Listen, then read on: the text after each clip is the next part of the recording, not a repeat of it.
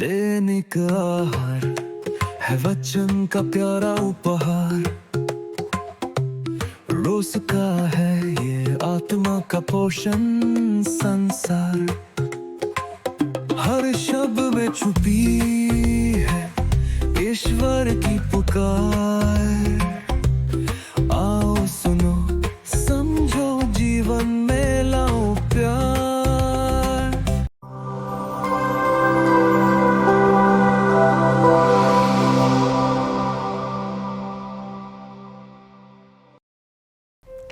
आज के सुसमाचार में हम दो बेटों की कहानी सुनते हैं। प्रभु यीशु सिर्फ उनकी कमियों की बात नहीं कर रहे हैं, बल्कि हमारी अपनी जिंदगी का आईना भी दिखा रहे हैं। दोनों बेटों कमजोर थे, दोनों ने गलती की। एक ने नहीं कहा लेकिन बाद में जाकर काम कर दिया। दूसरे ने हाँ कहा लेकिन कुछ किया ही नहीं। आज प्रभु यीशु हमें सिखाते हैं कि आज्ञाकारिता सिर्फ बातें करने से नहीं होती, बल्कि सही आज्ञाकारिता तब होती है जब हमारा दिल बदलता है। कलीसिया की धर्म शिक्षा 546 में बताती है कि प्रभु यीशु दृष्टांतों के माध्यम से हमें एक बड़ा फैसला लेने के लिए बुलाते हैं। सिर्फ बोलने के लिए नहीं, बल्कि अपने जीवन में स्वीकार करते हुए। इस कहानी में हमें दो बातें साफ साफ दिखाई देती हैं। एक ओर सद्गुना, दूसरी ओर अवगुना। पहला बेटा पश्चाताप का सद्गुना दिखाता है।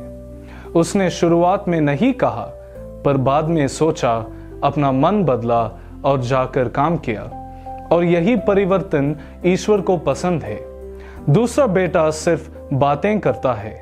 उसके शब्द अच्छे हैं लेकिन काम कुछ नहीं। उसका हाँ सिर्फ होठों पर है लेकिन जीवन में नहीं। जब प्रभु यीशु कहते हैं कि चुंगी लेने वाले और वेश्याएं सबसे पहले स्वर्ग राज्य में प्रवेश करेंगे, तो इसका मतलब ये है कि जो लोग अपनी कमजोरियों को पहचानते हैं वे बदल सकते हैं, लेकिन जो लोग सिर्फ बातों और रीतियों में छिपे रहते हैं वे वही के वही रह जाते हैं। इसलिए हमें कलीसिया की धर्म शिक्षा याद दिलाती है कि सच्चा पश्चाताप मन को परिवर्तन करने और जीवन को बदलने का आह्वान मांगता है, खासकर मेल मिलाप के संस्कार के द्वारा। मेरे प्यारे मित्रों, मसीह जीवन में हमारी बात और हमारा काम दोनों एक जैसा होना चाहिए। एक कहानी है, एक चोर को सिकंदर महान के सामने लाया गया। उसने अपना नाम बताया अलेक्जेंडर। यह सुनकर राजा ने, मित्र, या तो अपना नाम बदलो या अपना काम। प्रिय भाई और बहनों, अगर हम खुद को ईसाई कहते हैं तो हमारे जीवन भी हमारे विश्वास के समान होना चाहिए, क्योंकि सच्चा ईसाई वह है जो भरोसे के साथ ईश्वर की इच्छा को स्वीकार करता है, और यही असली आज्ञाकारिता है। संत पापा फ्रांसिस कहते हैं कि आज्ञाकारिता आसान नहीं है, क्योंकि इसके लिए पवित्र आत्मा की कृपा चाहिए। जीवन में प्रभु यीशु के मार्ग पर चलना कभी आसान नहीं होता।